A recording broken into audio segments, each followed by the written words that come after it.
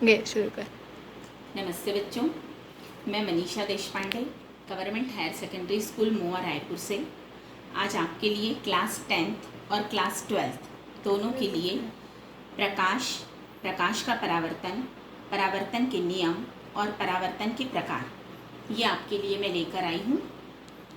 तो शुरू करते हैं बच्चों। सबसे पहले हम प्रकाश किसे कहते हैं?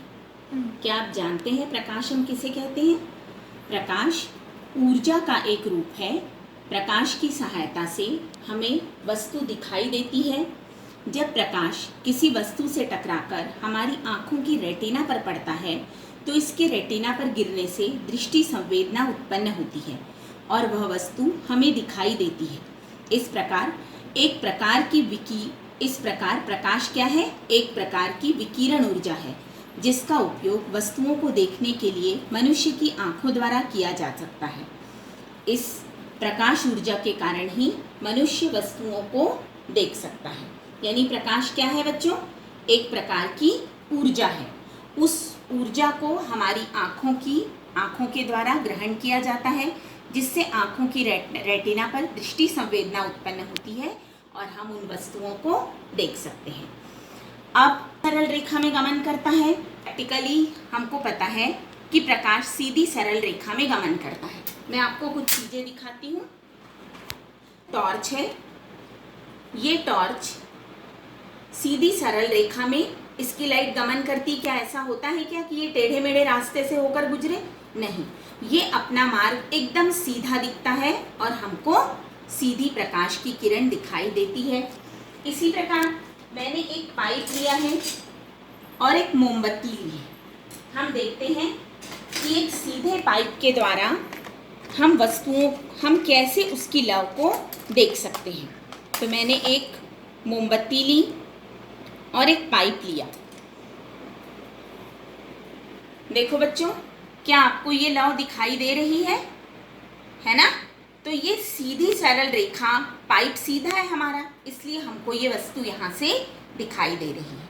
अब यदि मैं एक बैंड पाइप ले लूँ, आपको दिख रहा है ये पाइप थोड़ा सा मुड़ा हुआ है, तो इसमें से हम देखते हैं क्या ये लौ हमको दिखाई दे रही है?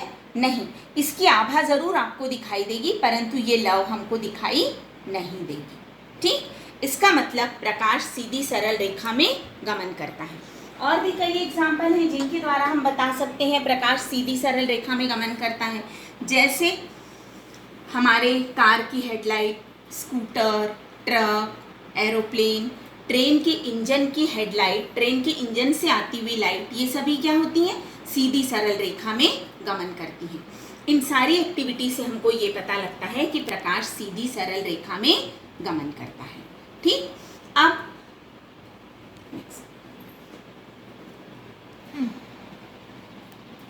बच्चों, प्रकाशिकी क्या होती है? प्रकाशिकी भौतिक विज्ञान की वह शाखा है जिसमें प्रकाश का विस्तृत अध्ययन किया जाता है।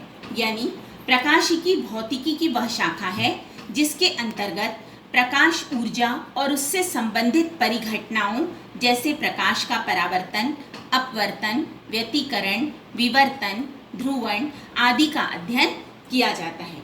यानी प्रकाशिकी के अंतर्गत ही हम प्रकाश से संबंधित घटनाओं और प्रकाश ऊर्जा से संबंधित परिघटनाओं का अध्ययन करते हैं। तो बच्चों, आज हम इसी प्रकाशिकी के अंतर्गत परावर्तन, प्रकाश का एक गुण है, प्रकाश के परावर्तन के बारे में आज हम अध्ययन करेंगे। बच्चों, प्रकाश का परावर्तन, क्या प्रकाश सीधी सरल रेखा में गमन करता है तो क्या ये हम इसके मार्ग को कभी नहीं मोड़ सकते हैं? ऐसा नहीं होता है। प्रकाश के मार्ग को हम मोड़ सकते हैं किसी चमकदार पॉलिश वाली सतह से, या हम किसी दर्पण के द्वारा प्रकाश के मार्ग को मोड़ सकते हैं। प्रकाश के मार्ग को परिवर्तित करने की इस घटना को हम बोलचाल की भाषा में परावर्तन कहते हैं। तो बच्चों, परावर्तन क्या हुआ? इसके लिए हमको क्या चाहिए? या तो एक साधारण दर्पण चाहिए। ये हमारे प्रयोगशाला में साधारण दर्पण मिलता है हमको।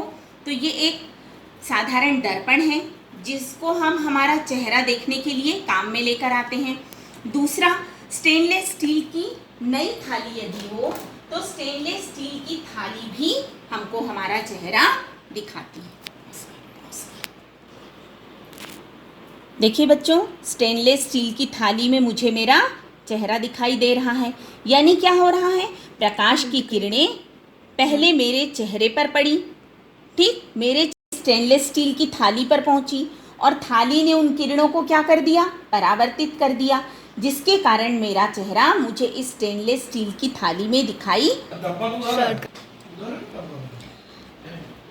इसमें प्रकाश के परावर्तन को हम दर्पण के द्वारा भी दिखा सकते हैं। इसमें देखिए बच्चों, मेरे चेहरे से होती हुई प्रकाश की किरणें दर्पण पर आपतित हुई या दर्पण पर पड़ी साधारण बोलचाल की भाषा में, और उसके बाद दर्पण ने इनको परावर्तित कर दिया और हमारी आँखों ने इनको हमारा चेहरा दिखा दिया। अब विज्ञान की भाषा में हम परावर्तन किसे कहते हैं, जब कोई प्रकाश की किरण किसी लाइट सोर्स, वो लाइट सोर्स चाहे ट्यूबलाइट हो सकता है, चाहे वो बल्ब हो सकता है, चाहे वो सूर्य का प्रकाश हो सकता है, चाहे वो लेज़र लाइट हो सकता है, कुछ भी हो सकता है। जब कोई प्रकाश की किरण किसी लाइट सोर्स यानी प्रकाश के स्रोत से निकलकर किसी चमकदार सतह से टकराकर वापस लौट जाती है, इसे प्रकाश का परावर्तन या रिफ्लेक्शन ऑफ लाइट कहते हैं। यह सब एक ही माध्यम में होता है। एक ही माध्यम में होने का मतलब क्या हुआ कि प्रकाश की किरण लाइट सोर्स से निकलकर और दर्पण या किसी चमकदार सतह से टकराकर पुनः उसी माध्यम में यानी हमारी आँखों पर, या हम जिस माध्यम में खड़े हैं, हम किस में खड़े होते हैं मोस्टली, वायु में, तो वायु में ही वो प्रकाश की किरण वापस परावर्तित होकर हमारी आँखों पर पड़ती है। इसे ही हम कहते हैं प्रकाश का परावर्तन। तो विज्ञान की भाषा में प्रकाश का परावर्तन हम किसे कहते हैं, जब कोई प्रकाश की किरण किसी लाइट सोर्स यानी प्रकाश के स्रोत से निकलकर किसी चमकदार सतह से टकराकर वापस लौट जाती है, इसे प्रकाश का परावर्तन या रिफ्लेक्शन ऑफ लाइट कहते हैं। यह सब एक ही माध्यम में होता है। एक और प्रकार से हम प्रकाश के परावर्तन को बता सकते हैं। प्रकाश का किसी चमकदार सतह से टकराकर उसी माध्यम में वापस आने की घटना को हम प्रकाश का परावर्तन कहते हैं। प्रकाश के परावर्तन की घटना को समझाने के लिए मैंने एक चमकदार सतह यानी हमारा साधारण दर्पण यूज़ किया है। साधारण दर्पण को हम एक तरफ पॉलिशदार यानी ऐसी डॉटेड लाइन दिखाकर हम दर्पण को दिखाते हैं, यानी दूसरी सतह इसकी चमकदार होगी। जो किरण हम दर्पण पर डालते हैं हम उसे कहते हैं आपतित किरण, यानी किसी भी चमकदार सतह या चमकदार सतह नहीं भी हुई तो भी किसी भी पृष्ठ पर, यहाँ हमने कौन सा पृष्ठ लिया है, दर्पण लिया है। दर्पण को हम क्या कहेंगे, परावर्तक पृष्ठ, क्योंकि यहीं से परावर्तन की घटना होने वाली है। तो जो किरण इस परावर्तक पृष्ठ पर, चमकदार परावर्तक पृष्ठ पर पड़ती है हम उसे कहते हैं आपतित किरण। ठीक, आपतित किरण परावर्तक पृष्ठ के जिस बिंदु पर पड़ती है हम उस बिंदु को कहते हैं आपतन का बिंदु, आपतन बिंदु कहते हैं। ठीक है, उसके बाद आपतित किरण दर्पण के जिस बिंदु पर आपतित होती है हम उसे कहते हैं आपतन बिंदु। दर्पण से परावर्तित होती है जो किरण, यानी दर्पण पर पड़ने के पश्चात उसी माध्यम में जो किरण वापस लौट जाती है हम उसे कहते हैं परावर्तित किरण। ठीक, परावर्तक पृष्ठ के लंबवत आपतन बिंदु से खींचे गए अभिलंब को हम कहते हैं अभिलंब या नॉर्मल। आपतित किरण और अभिलंब के बीच बनने वाले कोण को हम कहते हैं आपतन कोण, जिसे दिखाया जाता है आई से। मतलब ए ओ, यहाँ हम ओ ले सकते हैं, ए ओ एन बराबर आई, मतलब वो हो गया हमारा आपतन का कोण। ठीक, परावर्तित किरण और अभिलंब के बीच बनने वाले कोण को हम कहते हैं परावर्तन का कोण। मतलब बी ओ एन मतलब हो गया आर, मतलब हो गया परावर्तन का कोण। ठीक है बच्चों, आपतन कोण को हम इंसिडेंट एंगल कहते हैं और परावर्तन कोण को हम रिफ्लेक्शन एंगल कहते हैं। एक बार फिर से, प्रकाश की किरण जो किसी पृष्ठ पर पड़ती है उसे आपतित किरण कहते हैं। ऐसी किरण जो किसी पृष्ठ द्वारा वापस उसी माध्यम में भेज दी जाती है उसे हम परावर्तित किरण कहते हैं। परावर्तक पृष्ठ के जिस बिंदु पर प्रकाश की किरण आपतित होती है उसे हम आपतन बिंदु कहते हैं। आपतन बिंदु पर परावर्तक पृष्ठ के लंबवत खींची गई रेखा को हम अभिलंब कहते हैं। आपतित किरण और अभिलंब के बीच बनने वाले कोण को हम आपतन का कोण कहते हैं। परावर्तित किरण और अभिलंब के बीच बनने वाले कोण को हम परावर्तन का कोण कहते हैं, जो मैंने अभी आपको चित्र के द्वारा समझाया। तो बच्चों, अभी आपने परावर्तन क्या होता है और परावर्तन जब हम समझते हैं या परावर्तन के लिए जब हम प्रैक्टिकल करते हैं तो हमें किन किन शब्दों का, विज्ञान के शब्दों का यूज करना पड़ता है वो आपने देखा। अगला हम देखेंगे परावर्तन के प्रकार। तो परावर्तन के दो प्रकार होते हैं। पहला होता है नियमित परावर्तन और दूसरा होता है अनियमित या विसरित परावर्तन। तो पहला नियमित परावर्तन हम किसे कहते हैं? ये क्या हो रहा है बच्चों? एक दूसरे के समानांतर आ रही हैं प्रकाश की किरणें। तो जब एक दूसरे के समानांतर आपतित किरणें परावर्तक पृष्ठ पर टकराने के पश्चात एक दूसरे के समानांतर एक निश्चित दिशा में परावर्तित होती हैं तो यह नियमित परावर्तन कहलाता है। यानी हर आपतित किरण एक दूसरे के समानांतर है और परावर्तक पृष्ठ के से टकराने के पश्चात परावर्तित किरण भी एक दूसरे के समानांतर और एक निश्चित दिशा में परावर्तित हो रही हैं ये किरणें, तो हम इसे कहेंगे नियमित परावर्तन। नियमित परावर्तन के कारण ही हम अपना चेहरा दर्पण में देख सकते हैं, हम अपना चेहरा नई चमकीली सतह पर देख सकते हैं, स्टेनलेस स्टील के नए बर्तनों में देख सकते हैं, या हम ठहरे हुए पानी में भी देख सकते हैं। बच्चों, ठहरे हुए पानी में हम कैसे देख सकते हैं? आइए देखते हैं। पानी में देखिए, मैंने ट्यूबलाइट का प्रतिबिंब आपको दिखाने का प्रयास किया है। तो ये क्यों हो रहा है बच्चों? नियमित परावर्तन के कारण ही हो रहा है। इसके पहले मैंने आपको दिखाया था साधारण दर्पण में अपना चेहरा, और हमने स्टेनलेस स्टील में भी चेहरा देखा था। तो ये सभी नियमित परावर्तन के कारण हो रहा है। नियमित परावर्तन के कारण ही हम अपना प्रतिबिंब देख सकते हैं। अगला है अनियमित या विसरित परावर्तन। तो अनियमित या विसरित परावर्तन हम उसे कहते हैं जहां पर आपतित किरणें तो एक दूसरे के समानांतर हैं, पर ये पृष्ठ कैसा है बच्चों? ये खुरदुरा पृष्ठ है, ये समतल पृष्ठ नहीं है। नियमित परावर्तन में हमने क्या लिया था? समतल पृष्ठ लिया हुआ था। अनियमित परावर्तन में क्या लिया हुआ है? उबड़ खाबड़, अनपॉलिश्ड, इस तरह से हमने एक पृष्ठ लिया हुआ है। इस पृष्ठ पर जब भले ही वो समानांतर आपतित किरणें हैं वे पड़ती हैं तो क्या हो रहा है? सभी के बनने वाले आपतन कोण अलग अलग बन रहे हैं। देखिए, इस उबड़ खाबड़ जगह के कारण सभी के आपतन के कोण अलग अलग बन रहे हैं।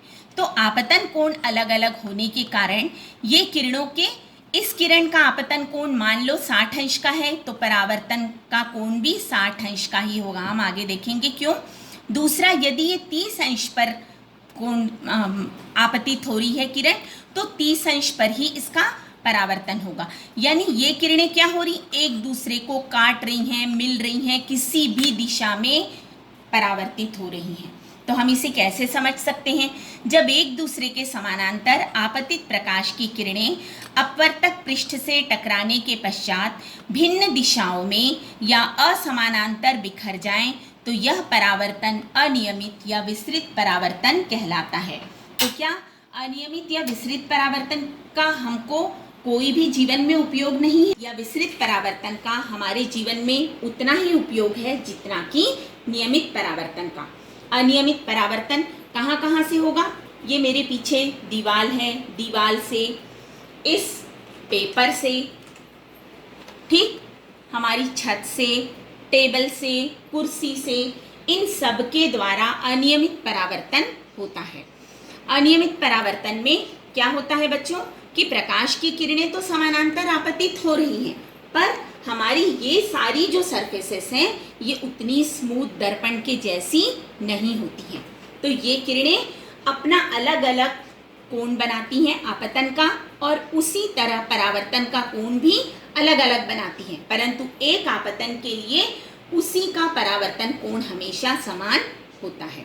तो ये किरणें भले ही समानांतर आपतित हो रही हैं, उबड़ खाबड़ सरफेस पर या अनपॉलिश्ड सरफेस पर आपतित तो हो रही हैं, परंतु इनका अधिकांश भाग उस वस्तु के द्वारा अवशोषित कर लिया जाता है और बहुत थोड़ा सा भाग परावर्तित किया जाता है, तो जिसके कारण हम वस्तुओं को देख सकते हैं। तो अनियमित या विस्तृत परावर्तन का एक गुण है जिसके कारण हम वस्तुओं को देख सकते हैं।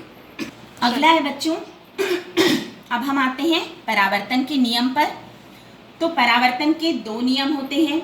पहला नियम है हमारा आपतित किरण आपतन बिंदु पर अभिलंब तथा परावर्तित किरण तीनों एक ही तल में होते हैं। चित्र देखिए बच्चों, यहाँ पर हमको दिखाई दे रहा है आपतित किरण, परावर्तित किरण और आपतन बिंदु पर अभिलंब, ये तीनों एक ही तल में होते हैं। इसका मतलब ये एक ही कागज के तल पर होते हैं, ऐसा नहीं है कि ये कहीं अन्य जगह पर बने। ये वहीं पर बनते हैं जहाँ पर आपतित किरण पड़ती है, आपतित होती है, परावर्तित किरण परावर्तित होती है, और इन दोनों के बीच में परावर्तक पृष्ठ के अभिलंबवत जो अभिलंब हैं ये तीनों एक ही तल में होते हैं। ये है पहला नियम। दूसरा नियम है आपतन कोण और परावर्तन कोण सदैव बराबर होते हैं। बच्चों ये बहुत ज़रूरी होता है इसका कि आपतन कोण हमेशा परावर्तन कोण के बराबर होता है। इसको समझने के लिए आइए अब हम एक वीडियो के ज़रिए इसको समझते हैं।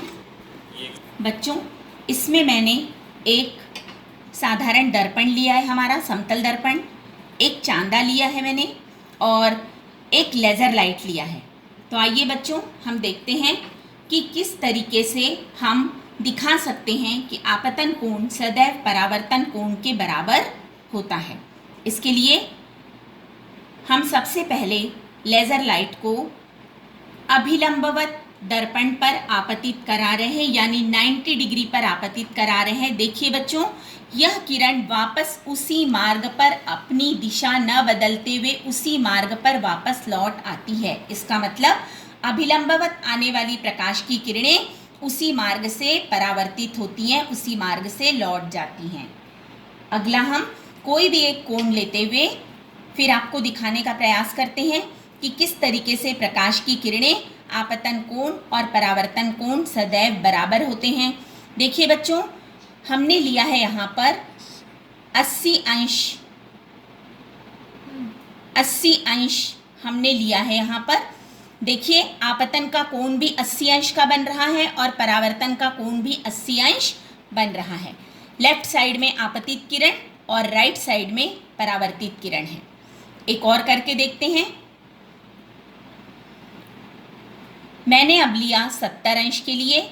70 अंश पर देखिए आपतन का कोण यदि 70 अंश पर दिख रहा है आपको, तो यहाँ पर भी आपको वैसा ही 70 अंश पर ही परावर्तन का कोण भी दिखेगा। ठीक है बच्चों, तो इस प्रकार परावर्तन के द्वितीय नियम का सत्यापन होता है, जो ये बताता है कि आपतन कोण सदैव परावर्तन कोण के बराबर होता है। ये देखिए एक और,